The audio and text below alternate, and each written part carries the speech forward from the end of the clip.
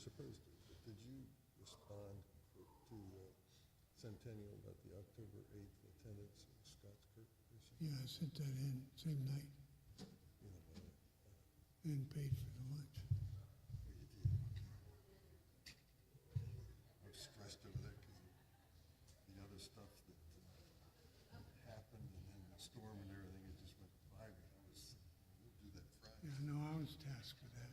I did it. I didn't. The same, I emailed the clerk of Presbyterian the same night, the form that had our names on it to register, and then the next morning I mailed. I tried to pay online, and it wouldn't accept it, so I sent him a check and mailed it the next morning.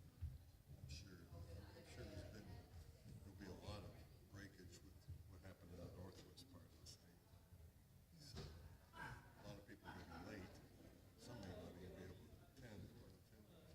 Well, I got in touch with our son David to see if I could stay with him Monday night.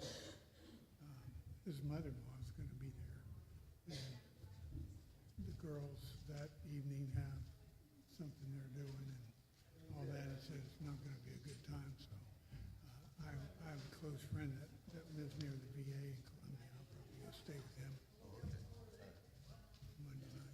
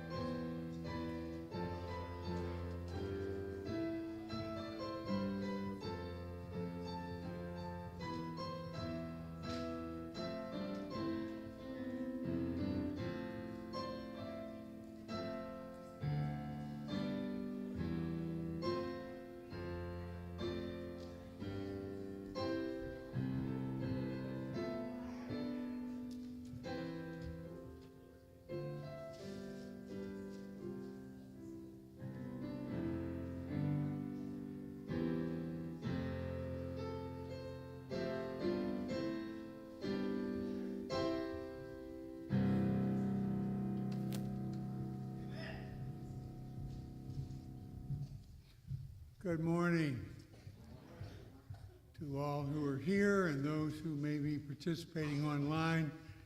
I wish to welcome you to our worship service. I'm Herb Utlaut, one of our elders, and wish you, on behalf of our session and our pastor, Jim Mitchell.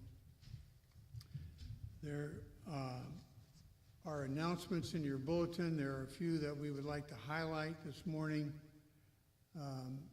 We had planned to host Reverend Ken Loach this evening, and that will be postponed until a future date due to complications from Hurricane Helene.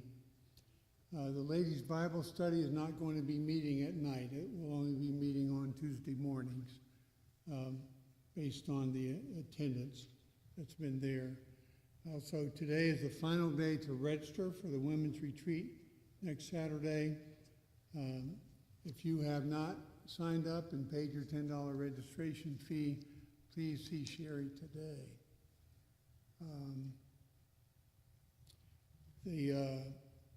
Rich tells me that air conditioning is not fully functioning here in the sanctuary, so if you're wondering if you're not as chilled as you usually are, that's what's going on. We're going to have somebody looking at it.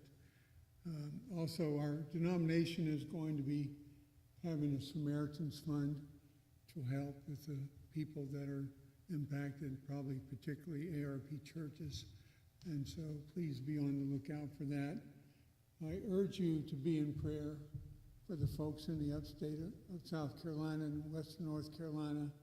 I know that there are communities that have been virtually wiped out, and some where people are trapped where they can't get out because bridges have been washed out and so forth. So please be in prayer for those. Also, our elder, Joel Reed, his mother passed away this past week. And so please be in prayer for Joel and Elaine and their family, which is in Arizona right now.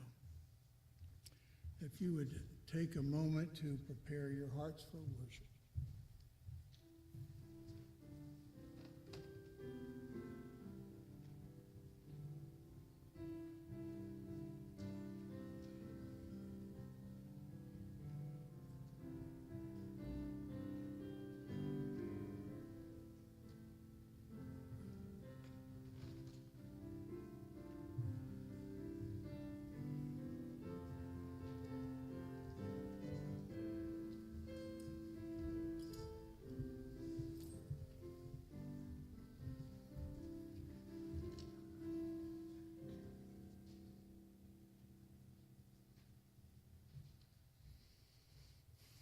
Our call to worship this morning is Psalm 36. Please follow along with me. To the choir master of David, the servant of the Lord. Transgression speaks to the wicked deep in his heart. There is no fear of God before his eyes. For he flatters himself in his own eyes, that his iniquity cannot be found out and hated. The words of his mouth are trouble and deceit. He has ceased to act wisely and do good. He plots trouble while on his bed. He sets himself in a way that is not good. He does not reject evil. Your steadfast love, O Lord, extends to the heavens, your faithfulness to the clouds. Your righteousness is like the mountains of God. Your judgments are like the great deep. Man and beast you save, O Lord. How precious is your steadfast love, O God. The children of mankind take refuge in the shadow of your wings. They feast on the abundance of your house, and you give them drink from the river of your delights. For with you is the fountain of life. In your light do we see light. O continue your steadfast love to those who know you, and your righteousness to the upright of heart. Let not the foot of arrogance come upon me, nor the hand of the wicked drive me away. There the evildoers lie fallen. They are thrust down, unable to rise. Would you please stand now for our hymn? It's in the Trinity hymnal, number 660, O God, beyond all praising.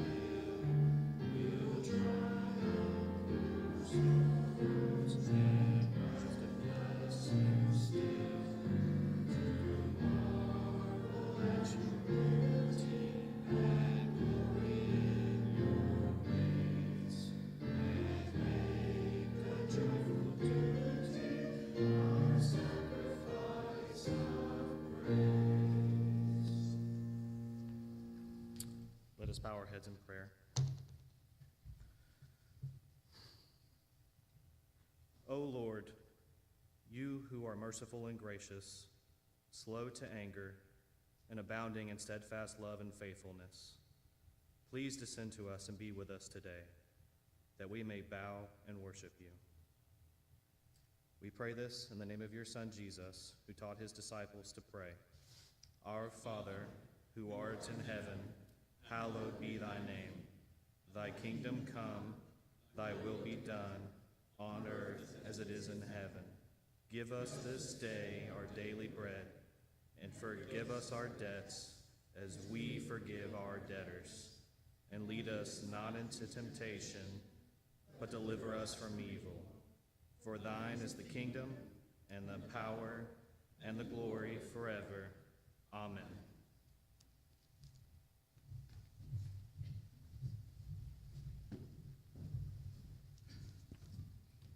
Please be seated. Okay.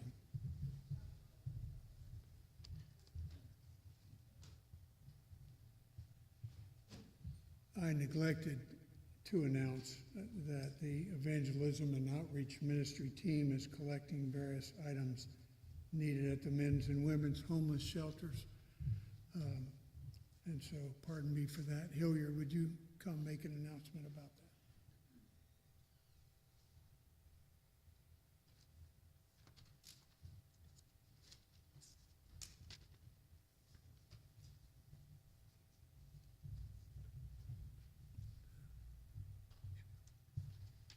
Hey, good morning. I'm Hilliard Terry. I'm chairman of the Evangelism and Outreach Committee.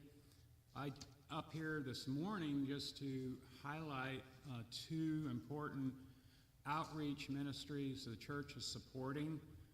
One of them is the Somerville homeless shelters, both men and women's homeless shelters.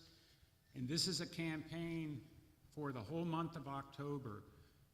There's baskets you might have noticed already in place around the church for you to put donations. There's an insert in your bulletin called Homeless Shelter Needs to give you examples of the type of items that they're looking for at the homeless shelters. So please spread the word, and we encourage your support. This is a real vital ministry that the church has taken upon itself to support. Obviously a critical need in the community. And the second is in the announcements section, looking ahead. The second bullet talks about a second important ministry that the committee is supporting. The Low Country Crisis Pregnancy Center is sponsoring a Walk for Life on November 2nd. And anything you can do, it's suggested there in the paragraph how you might support that ministry. We encourage you to do that. And I want to definitely highlight that Brenda Bush is the focal point for both of those ministries. If you have more questions, she can answer those questions. So thank you for whatever support you can give to these ministries. Thanks.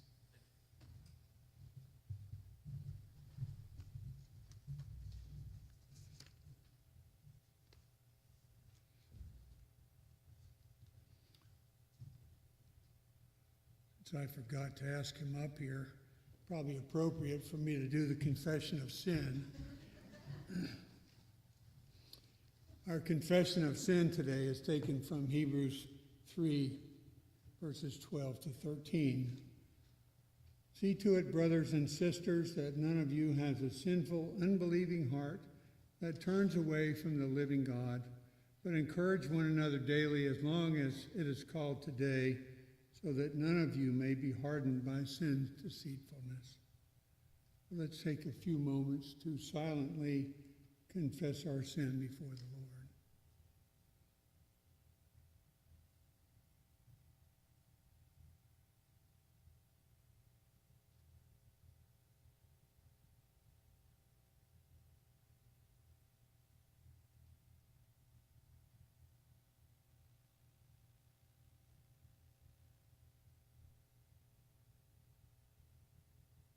In Jesus' name we pray. Amen. God assures us when we confess our sin that we have forgiveness from him. I will read the beginning of the assurance of pardon, and then we'll read the second part together. Bless the Lord, O my soul, and all that is within me. Bless his holy name. Bless the Lord, O my soul, and forget not all his benefits, who forgives all your iniquity, who heals all your diseases, who redeems your life from the pit, who crowns you with steadfast love and mercy, who satisfies you with good, so that your youth is renewed like the eagles. He will not always chide, nor will he keep his anger forever. He does not deal with us according to our sins, nor repay us according to our iniquities. For as high as the heavens are above the earth, so great is his steadfast love toward those who fear him. As far as the east is from the west, so far does he remove our transgressions from us. As a father shows compassion to his children, so the Lord shows compassion to those who fear him. Well, let's stand together and make our confession of faith from the Westminster Larger Catechism, question 96 and 97. I will ask the question and we will all respond. What particular use is there of the moral law to unregenerate men? The moral law is of use to unregenerate men to awaken their consciences, to flee from wrath to come, and to drive them to Christ, or upon their continuance in the estate and way of sin, to leave them inexcusable and under the curse thereof. What special use is there of the moral law to the regenerate? Although they that are regenerate and believe in Christ be delivered from the moral law as a covenant of works, so as thereby they are neither justified nor condemned, yet beside the general uses thereof common to them with all men, it is of special use to show them how much they are bound to Christ for his fulfilling it and enduring the curse thereof in their stead and for their good, and thereby to provoke them to more thankfulness and to express the same in their greater care to conform themselves thereunto as the rule of their obedience. Please be seated. And Deacon Josh Flint is going to give the children's sermon today. Thank you, Josh.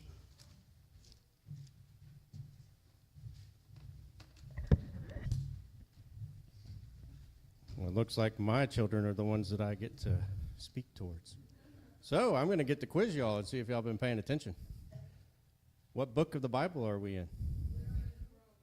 Romans, good. Who wrote Romans? Paul. And what chapter are we on today? Man, y'all are doing really good. All right. So Pastor Jim has been talking to us in Romans, and Paul's been laying out the foundation for how the just live by faith, the unrighteousness of man, and God's righteous judgment, and how the law, like we just read, doesn't save us. Who saves us? Jesus, God's only Son. So I'm going to pick out a few scriptures here, one from today, and then one from a story that relates to this. So Pastor Jim's going to touch on this today, but in Romans chapter 3 and verse 11, it says, verse 10, as it is written, there is none righteous, no, not one. There is none who understands. There is none who seeks after God, and they have all turned aside. They have together become unprofitable, and there is none who does good, no, not one. Is that pretty depressing? Yep. So, no good. Am I good? Are you good? Is Pastor Jim good? We can be. How?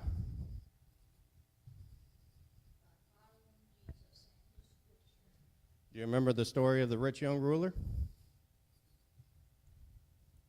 He came to Jesus and he asked him a question. He said, what can I do to inherit eternal life? How can I be righteous? How can I do good? Do you remember what Jesus said? He He told him, did you do the commandments? And he said, yes, I did. And Jesus smiled at him, and he loved him. And he said, one thing you lack. Go sell everything you have and give it to the poor, and you will have treasure in heaven. Then he said, come follow me. Did that rich young ruler listen? No. But you know what? There's a little bit of a dialogue. I'm going to skip it. But Jesus told him it's going to be hard for anyone to be saved, especially the rich. But you know what? With God, all things are possible. Well, you guys, I'm going to talk with Mama when we get home. Y'all have done pretty good. So just remember, it's through Jesus that we can do good works, by following his word. He is the one that gives us the ability to do that by his Spirit. Let's pray. Lord, we thank you for your word, and we thank you for this day. And we thank you for all our little ones and those who aren't here, Lord, that are sick or are suffering. We pray, Lord, that you would please be with us all, that we would remember that you are the way, the truth, and the life, and there is no other way except through you. In your name we pray. Amen.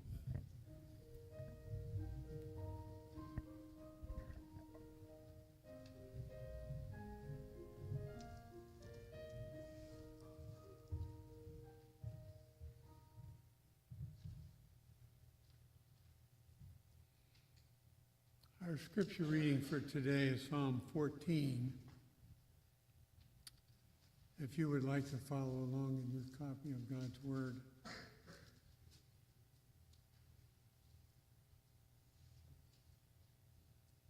To the choir master of David, the fool says in his heart, there is no God. They are corrupt, they do abominable deeds, there is none who does good. The Lord looks down from heaven on the children of man to see if there are any who understand, who seek after God. They have all turned aside. Together they have become corrupt. There is none who does good, not even one. Have they no knowledge, all the evildoers who eat up my people as they eat bread and do not call upon the Lord? There they are in great terror, for God is with the generation of the righteous. You would shame the plans of the poor, but the Lord is his refuge. Oh, that salvation for Israel would come out of Zion. When the Lord restores the fortunes of his people, let Jacob rejoice, let Israel be glad. Scripture tells us that the grass withers and the flower fades, but the word of our God stands forever.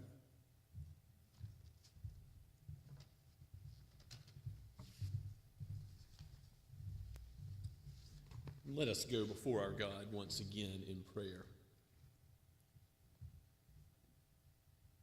O Lord, our Lord, how majestic is your name in all the earth. This world is yours and the fullness thereof. It all belongs to you, for it is all from you. You spoke it into existence.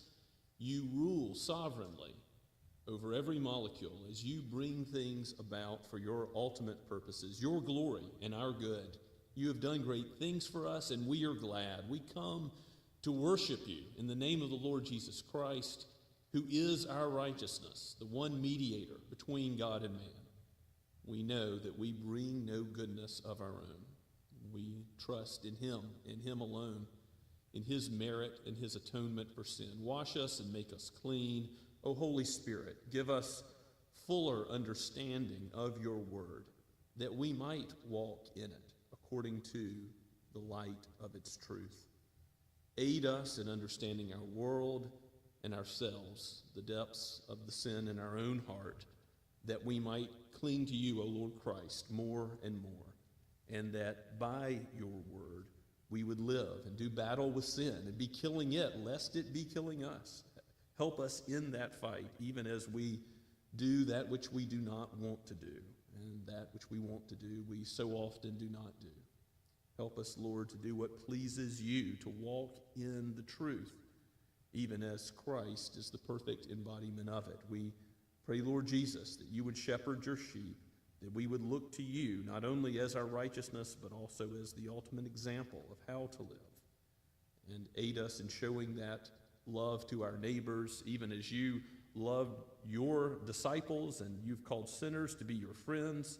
Help us to show your love to a dark, world. We pray for opportunities to open our homes in hospitality, to show deeds of love and mercy. We pray this for all of your people around the globe. We think of how the hospital in Sahiwal, Pakistan opens their doors to many Muslims that come in and receive medical care, but also receive the gospel. Be with those doctors and nurses that aid them in both ways, material and spiritual. Lord, be with those who have been in the path of this storm and have been affected by it in our own land. We know that many in the upstate and western North Carolina are affected, others in other states, all the way down to the coast of Florida. We think, Father, of the devastation and those who are isolated and unable to get basic supplies, whose communication is limited. Lord, preserve life. Be gracious and merciful to your people, to your church. We pray that this would provide opportunities for us to show love in tangible ways to one another and aid one another in the gospel, but also aid those who have not yet trusted in Christ to show your love to them, even in the midst of this trial. Father, we pray for those who grieve. Bring the comfort of your gospel to those who mourn. We particularly lift up the Reeds. Be with Joel and Elaine and Clyde. Give him healing, and give the service tomorrow in remembrance of Miss Ann Reed, to bless it, Lord, to have gospel opportunities to speak the truth of your word to all who are present, and uphold the whole Reed family and all those to whom Ann was dear. We give you thanks, Father, that we have a hope that is not uncertain, but is sure. And so we mourn, but we do not mourn as others do, for we know Christ, and we know that you have made for us a new heavens and new earth, and that will come to pass, just as it has been prophesied already. Lord Jesus, you are the Alpha and the Omega, the beginning and the end, and you have completed the work. On Calvary, you cried out, "It is finished," and so our salvation is secure. We look forward to that day when we will know you in the light of your presence. Help us as we walk through this world as pilgrims going to a better land, as we see through a glass darkly. Aid those who struggle with any difficulty due to sin, for there are many things that are known only to you, Lord, the things that keep us awake at night, the anxieties we have, those who are wondering where finances will come from, those who are hungry and need food to eat. We think of not only ourselves, but all the people of Christ. Where your gospel is preached today, we lift up those who bring bread to those who desperately need it. For we are merely beggars, showing others where we have found the bread of life in you, O Lord Jesus. So let your people rejoice in your word. Accept it and hear it and accept it as it really is, your word and not the word of man. And, O Father, guide and direct your church in the way everlasting. Bless us here at Scots Kirk. Bless the various ministry teams, the elders and deacons, as we engage in the work that you've called us to. Lord, raise up such men in the future. We think of those leaders you would call out of us, even to go to be missionaries or pastors in the days ahead. Lord, we do pray that you would bless the work of RUF on various campuses, including Erskine. We pray for Erskine and the ministry of Von Clarken to teens, that the word which was sown at the recent retreat to our own youth would go forth and bring forth much fruit in the days ahead, that you would continue to use it in the lives of your people. Bless the people of Shem Creek, our fellow church in the Low Country, and the meeting of Catawba Presbytery in coming days. May we do your will, departing neither to the left or to the right, adding to your word nor subtracting from it. Lord, help us by your grace to do what you have called us to do. Help those who have taken solemn vows to uphold husband and wife together and to raise children, the nurture and admonition of you, Lord. Keep those marriages safe from attacks of the evil one. Lord, bless those children in the covenant privileges that they have, for your word to be read joyed in. Father, the joy that we have in you is our strength. Give us that strength more and more, for we believe. Help our unbelief. Lead us according to your word by faith in your Son, the Savior of sinners. For we pray all this in his most holy name. Amen. As we continue to worship the Lord, let's stand and sing again from the Blue Book, page 10, My Worth is Not in What I Own.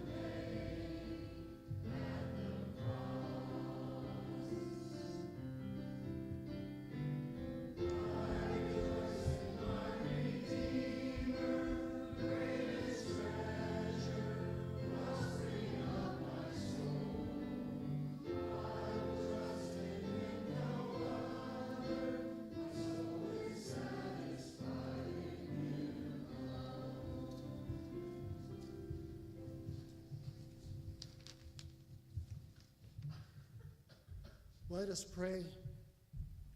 Great is your faithfulness, O Lord, our eternal Father. Morning by morning, new mercies we see. We know that your hands will supply all that we need. Thank you, Lord, for your loving care and supply in our lives. We claim the promises of your word today. We believe your word, and we look forward to all you are going to do in our lives that will strengthen our faith and serve to sanctify us, Lord. You know exactly what we need, when we need it, and how our needs will best be met. Thank you for the delight you experience as you give us the desires of our thoughts and prayers as you best see fit. Thank you, Father, for your great mercies which are new in our lives each day. Your grace and loving favor are within us. Thank you, Lord, for caring about us and our loved ones. Please be seated.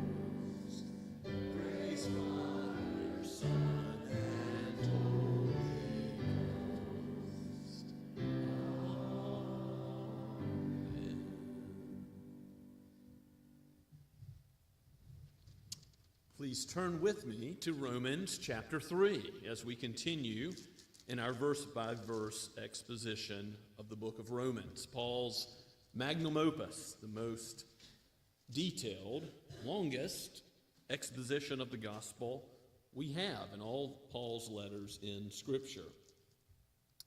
As you know, we've been looking at the bad news. For to understand the gospel, you must understand the role that the law has in revealing our own sin.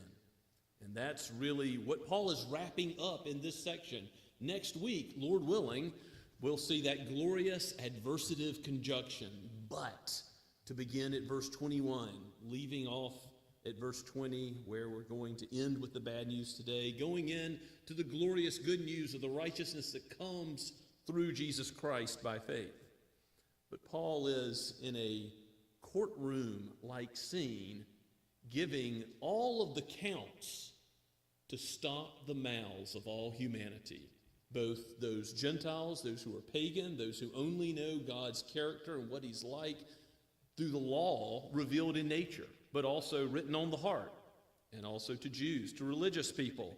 In chapter 2, Paul not only argues that all of humanity is left without excuse, particularly those who are outwardly good are left without excuse. And so he's hammering this point home. Again, we'll start at chapter 3, verse 1. And he's going to anticipate possible objections. For after all, the Apostle Paul was such a religious Jew who hated Christians and persecuted and killed them. And as he's been teaching in public places, synagogues and other public forums, he no doubt has heard other people bring up objections to, well, what about this gospel? You're saying that every single person has sinned, every single person is in need of Christ. What about the good ones? What about me? And he's going to answer those objections, even as he goes to the Old Testament, and again is going to be quoting from the oracles of the Jews, that which has been entrusted to Israel, to make the point clear as can be that there is no defense. All have sinned and fallen short of God's glory. All are in redemption, are in need of redemption through the Lord Jesus Christ. So let us give our attention to God's word. Again, chapter 3 at verse 1. This is penned by Paul, the apostle, and breathed out by God's Holy Spirit for each of us today. Then what advantage has the Jew? Or what is the value of circumcision? Much in every way. To begin with, the Jews were entrusted with the oracles of God. What if some were unfaithful? Does their faithlessness nullify the faithfulness of God? By no means. Let God be true, though every one were a liar, as it is written, that you may be justified in your words and prevail when you are judged. But if our unrighteousness serves to show the righteousness of God, what shall we say? That God is unrighteous to inflict wrath on us? I speak in a human way. By no means. For then how could God judge the world? But if through my lie God's truth abounds to his glory, why am I still being condemned as a sinner? And why not do evil that good may come? As some people slanderously charge us with saying, their condemnation is just. What then? Are we Jews any better off? No, not at all. For we have already charged that all, both Jews and Greeks, are under sin. As it is written, none is righteous, no, not one. No one understands, no one seeks for God. All have turned aside.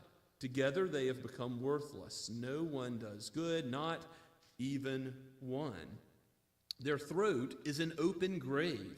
They use their tongues to deceive. The venom of asps is under their lips. Their mouth is full of curses and bitterness. Their feet are swift to shed blood. In their paths are ruin and misery, and the way of peace they have not known. There is no fear of God before their eyes. Now we know that whatever the law says, it speaks to those who are under the law, so that every mouth may be stopped, and the whole world may be held accountable to God. For by works of the law, no human being will be justified in his sight, since through the law comes knowledge of sin. Let's pray together. Oh, Holy Savior, show us our need today that we might cling to you and rejoice in your finished work. And Lord, if there are any who have not yet trusted with that initial faith and repentance in your saving work, bring them to faith today by the action of your Holy Spirit, giving the new birth, replacing the heart of stone that we are born with, and making it beat for you. Oh Lord, give us clear understanding of your word, for without you we will understand it in error. Give us a clarity in our own minds so that we do not impute any righteousness of our own, but only the righteousness of Christ imputed to us, that we stand before your throne in your name, O Lord Jesus, in your name alone. May it be so, for we ask it in Christ's name. Amen. Paul has said that Jews are no better off than Gentiles. Again, this would be an offense to many religious Jews who have done so much to live an outwardly different way than pagans. And yet, he has driven in the knife further and said, circumcision also of no value in salvation. At the end of chapter 2, he argues that this sign that God has given of his covenant love, no value at all in saving. Now, it has teaching value. It points us ultimately to Christ, we said, but it doesn't have value to save. And so the objection that comes in verse 1, the first of several, is what advantage has the Jew? Is there any advantage to being an Israelite, of being one of the 12 tribes, born of the patriarchs? Paul answers, what is the value of circumcision? A lot, much in every way in verse 2. In other words, there is value in circumcision. Of course, God gave it for good reason, that teaching value to which we've already referred. And there is value in all of the Old Covenant and the revelation of God that comes with the written code. The written code that gives further clarity to human beings about God's law, who he is, about the way of salvation. Look at Paul's language in verse 2 as he answers this first objection. There's a lot of advantages to those who have Jewish background and know the Old Testament. To begin with, he says, the Jews were entrusted with the oracles of God. Now notice Paul's high view of Scripture in the Old Testament. The law and the Psalms and the prophets, all of the Old Testament, he calls the oracles of God, spoken by the very breath of God. Thus saith the Lord, as the prophets so continually say. That's the view that Paul has. This is God's word, not the word of men, not the opinions of men, but it's to be accepted as it really is, God's word. 1 Thessalonians 2:13 confirms that that's Paul's view again in that epistle. We must accept God's word as his own, or we're not going to understand the gospel in its absolute, flawless clarity that God presents it in. If you're going to grow in the Christian life, you have to have certainty that this book is from God, and not just pick and choose the parts you like and leave out the others, as if you're the ultimate standard or judge of what is accepted or rejected. No, the oracles of God are given to the people of God. And Paul raises another objection in verse 3. What if some were unfaithful? Some Jews didn't believe the promises of God. Some Jews did not believe the law of God and hardened their hearts and ultimately suffered chastisement, wrath, discipline as a result. Paul answers in verse 3, does their faithlessness nullify the faithfulness of God? God is faithful. He will always tell the truth. He cannot lie, the scripture says.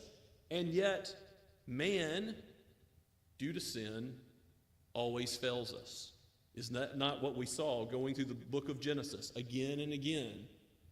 All of the patriarchs, Abraham and Isaac and Jacob, and yes, even the best moments in the life of Joseph are stained by sin.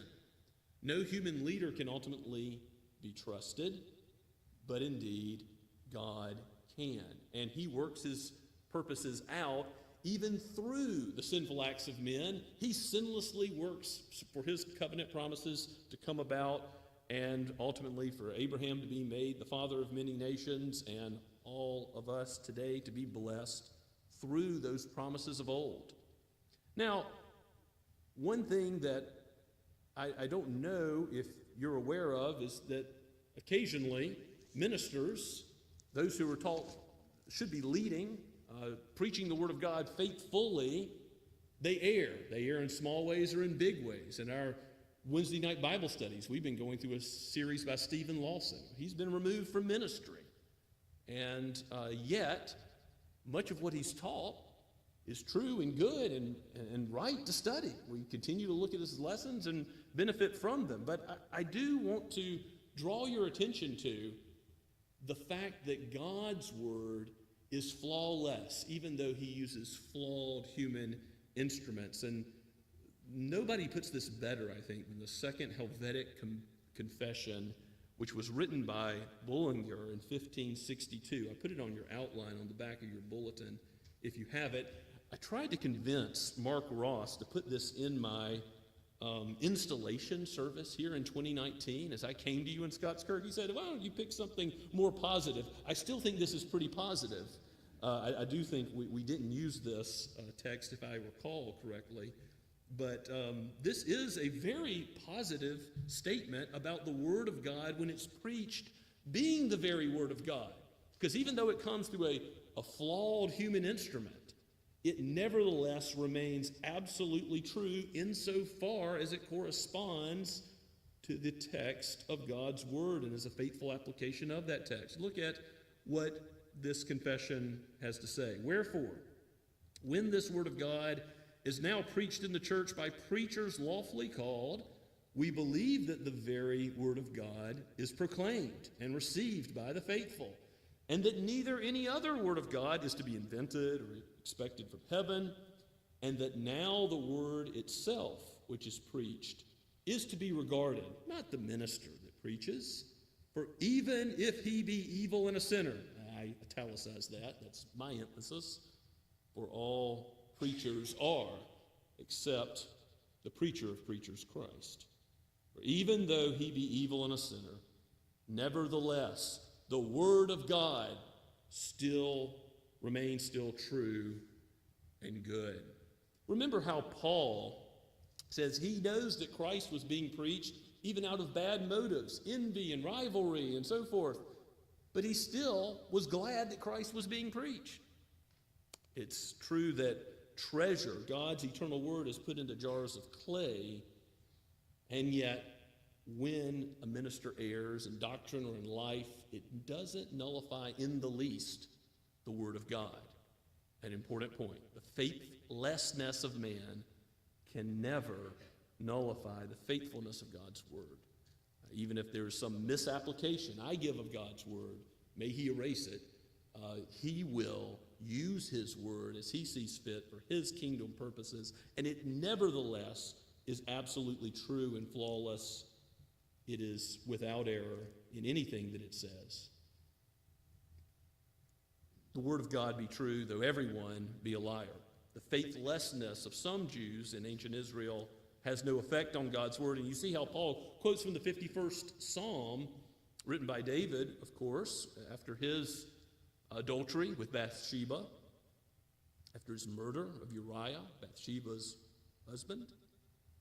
He says of God, when we confess our sin, washed and are made as white as snow, that God himself will be justified in his words. He will prevail when he judges. Is that not always true?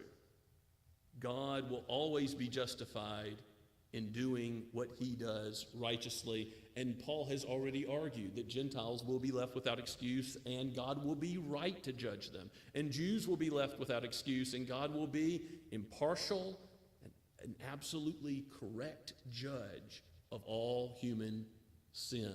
We're all guilty before his throne, and so when he judges, we don't have any excuse. In this courtroom scene as it unfolds, the indictment that Paul gives has no defense. Yes, Paul deals with objections, but the defense is silent.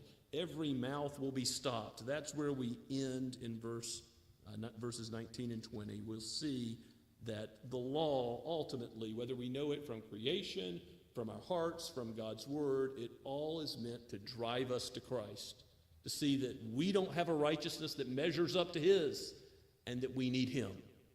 We need his perfect life. We need his atoning death in our place. If you go down to verse 5, Paul brings up another possible objection. He says, but what if our unrighteousness serves to show the righteousness of God? What should we say to that? When we sin, it shows God's righteousness. He's already made that point as the wrath of God is revealed against all unrighteousness and ungodliness. Romans 1, verse 18. So God does display his attributes of righteousness and wrath against sin because of human sin. But does that mean human sin is good? Of course not. Paul's going to argue against those who would pervert the gospel in this way in Romans chapter 6. He's going to say, should we just go on sinning, since every time we sin, Christ forgives more? You see how that perversion of the gospel could be spoken of by some. And Paul says, I know what you're thinking, but that's not right. You don't want to sin because you're delivered not only from its penalty, but its power, and we'll talk about that when we get to Romans chapter 6, Lord willing. But Paul is dealing with a reasonable, rational objection that he wants to cut off immediately. the unrighteousness of God to inflict wrath on us. In other words, he says, I speak in a human way in verse 5. He's saying, does this show that God is unrighteousness? And he uses in verse 6 a strong Greek phrase that your version probably translates, by no means, absolutely not, may it never be. Is there any unrighteousness in God? So is he wrong to judge us? Because when we sin, we get to show his righteousness and wrath. No. God is right to judge, and his judgment of sin shows his righteousness and wrath, but it is not good for us to be taking that role of sinning. Nevertheless, God is still going to sinlessly use our sin, whether we're in Christ or in our sins, piling up wrath till the day of judgment.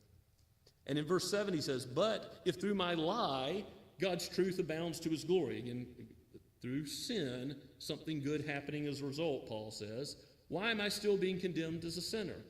In other words, why would God judge if sin is ultimately to show his attributes in a positive way?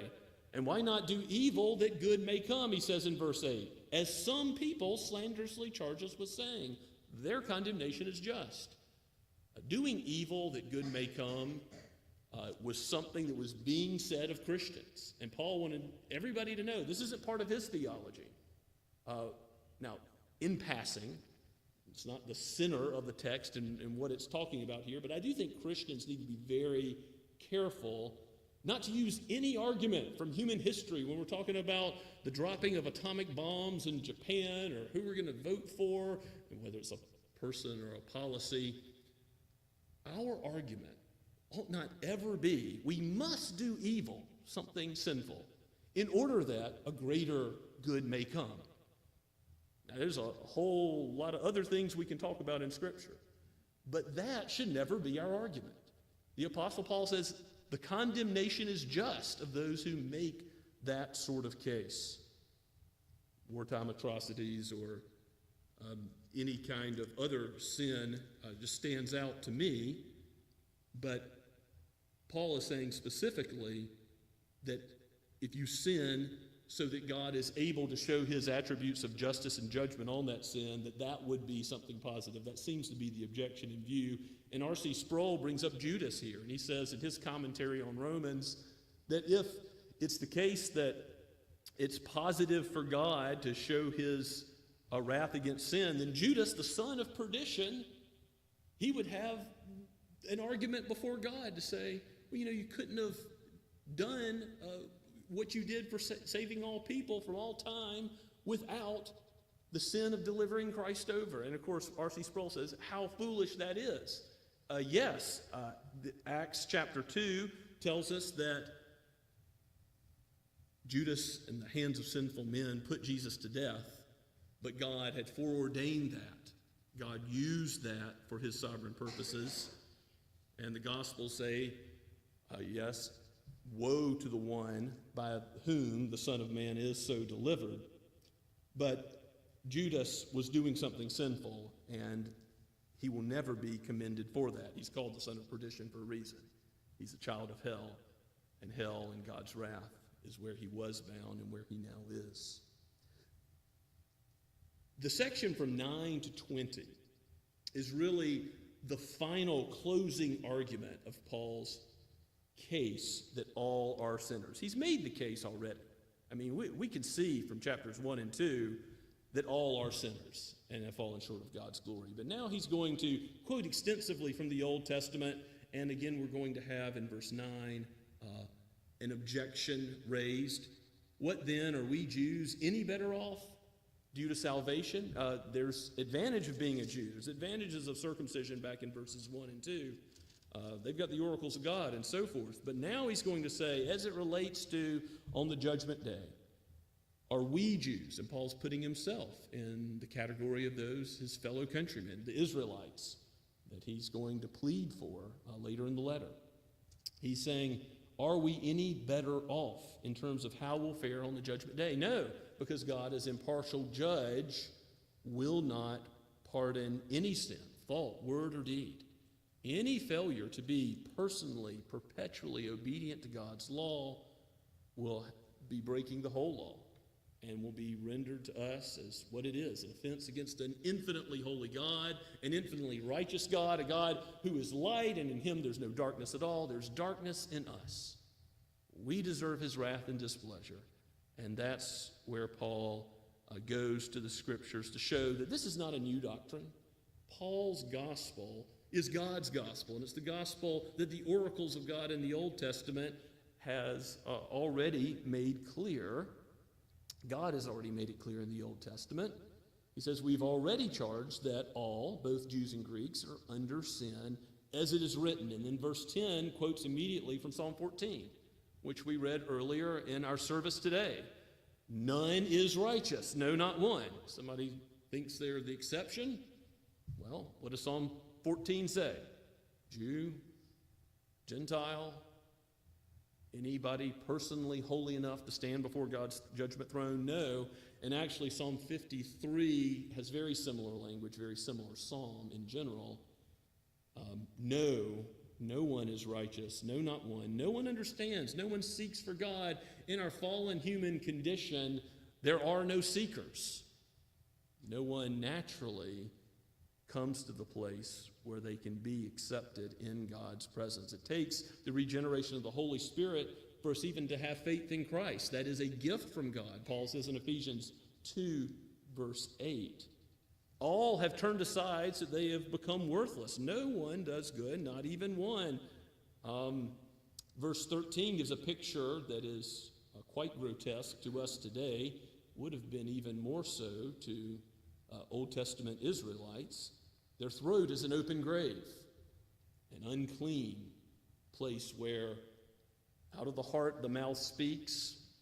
The deadness of our own souls pours forth and is made evident by how we use our tongues. The venom of asps is under their lips. Remember how Jesus calls those Pharisees and Sadducees a brood of vipers. John the Baptist calls them a brood of vipers as they seek to undermine God's kingdom. The venom of asps is not a pretty picture. Their mouth is full of curses and bitterness, because out of the heart the mouth speaks. And what is there in man? Not just mouth sins, sword words, though that those are murderous, Jesus teaches on the Sermon on the Mount. But their feet are swift to shed blood.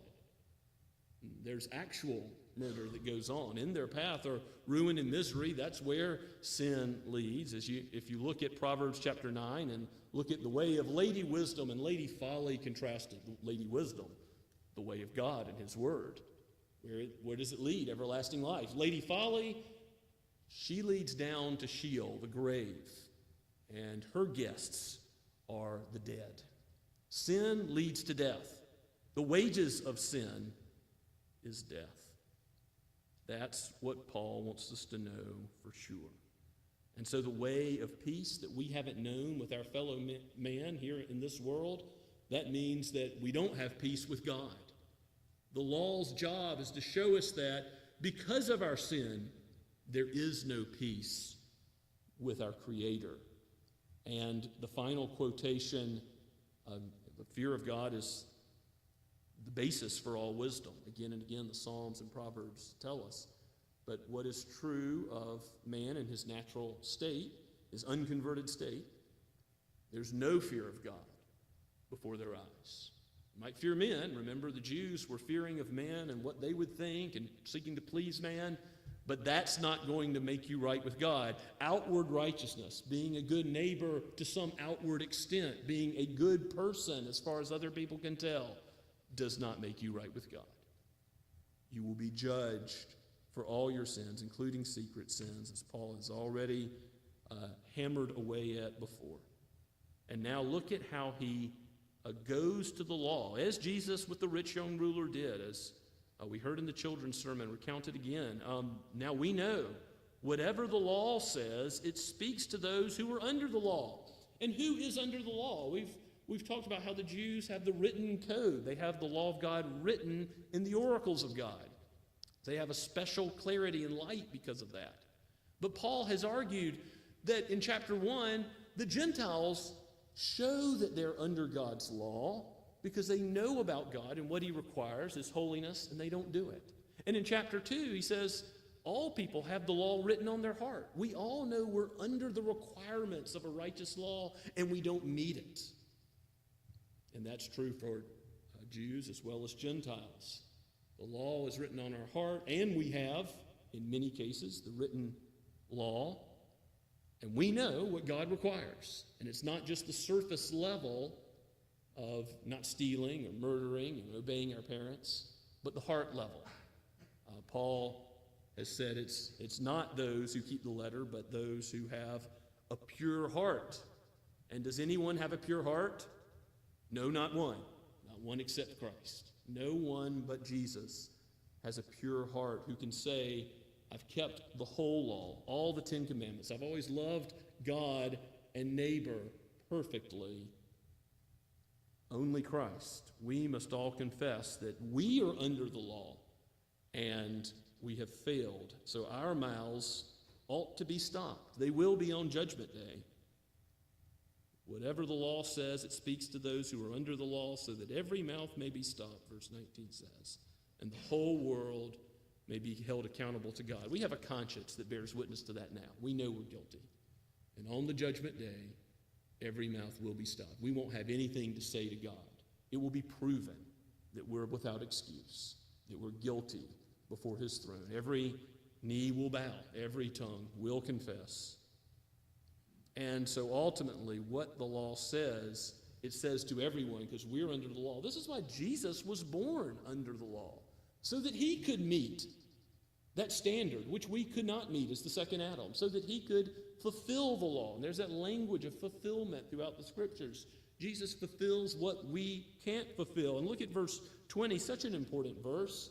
And again, the last verse of the bad news in most outlines of Romans, because there's that glorious adversative conjunction coming in verse 21. But the righteousness of God is manifested apart from the law, and that's ultimately Christ.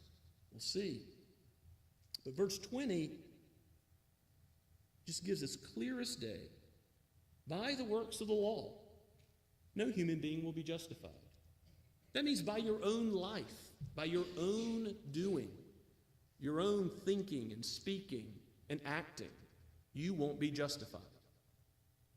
By works of the law, no human being will be justified in his sight, since through the law comes only knowledge of sin, knowledge that I fall short of God's standard. Once you see how holy God is, as he opens your eyes to that reality that he is pure and perfect in every way, you come to see, I'm not just a little bit off. I'm not just failing to meet my own standards. I am so far. Creature and creator, massive difference from God's standard of righteousness. So since by no human being will be justified by the law, it only shows us our sin. It still has use as a guide for the Christian life. We confess that today. I encourage you to look back at those questions in the larger catechism. They basically said, what use is the moral law, the summary of the law? Loving God, loving neighbor, 10 Commandments. What use is it to the unregenerate, to those who don't yet know Christ? And what use is it to the regenerate, those who do believe that God has given faith as a gift in Christ? And the use it has to the unregenerate is to awaken their conscience, to flee from the wrath to come. So if you're there, if you haven't yet fled to Christ, if you think that I'm going to die one day and then I'll tell God, I hope it's good enough. I hope you grade on a curve. Now, God's impartial.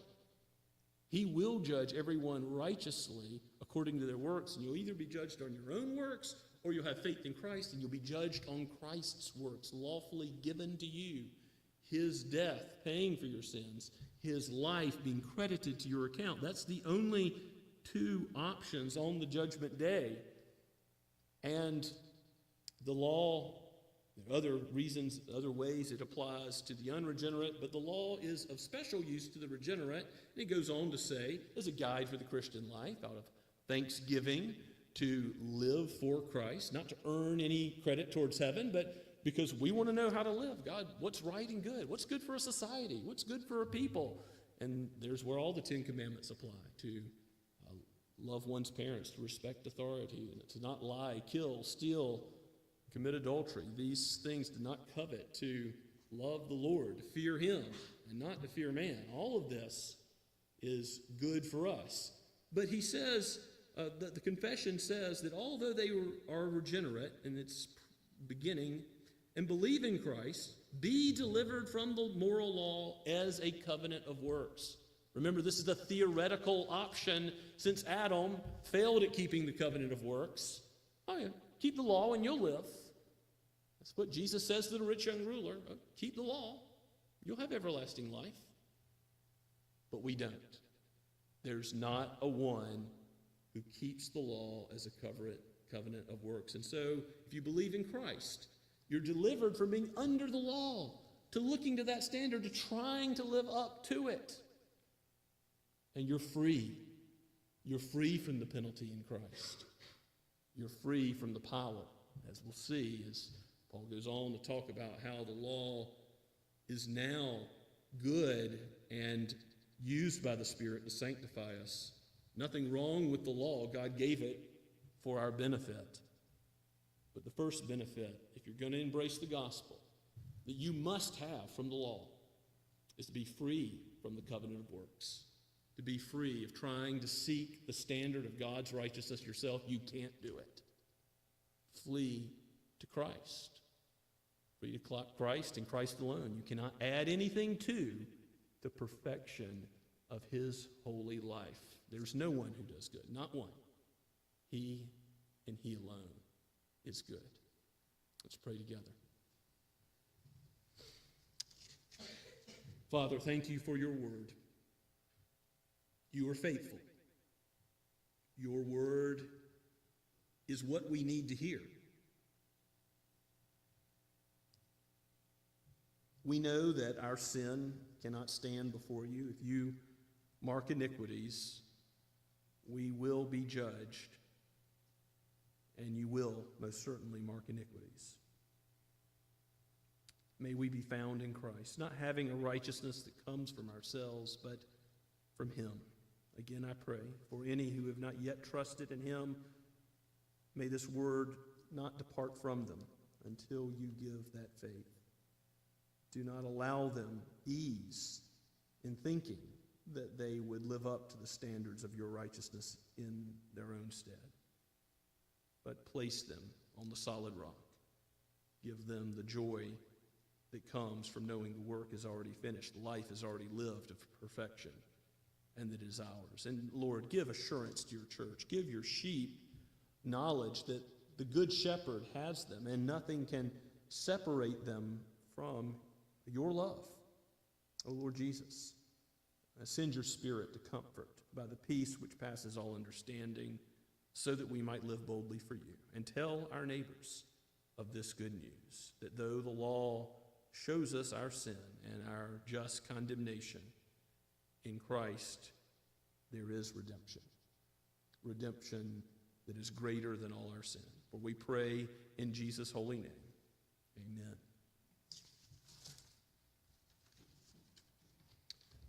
Let's sing of what Christ has done from Trinity Hymnal number 524. Thy works, not mine, O Christ.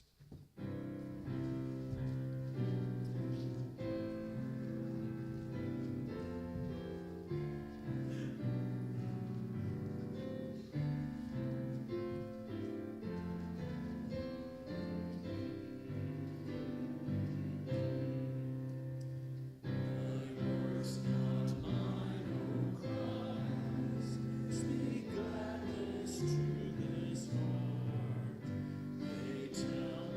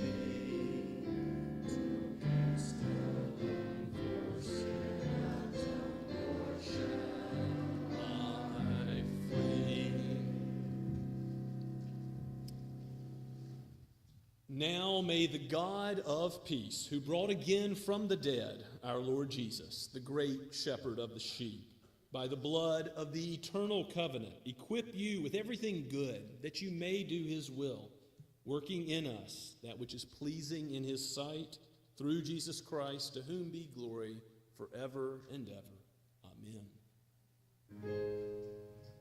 Amen.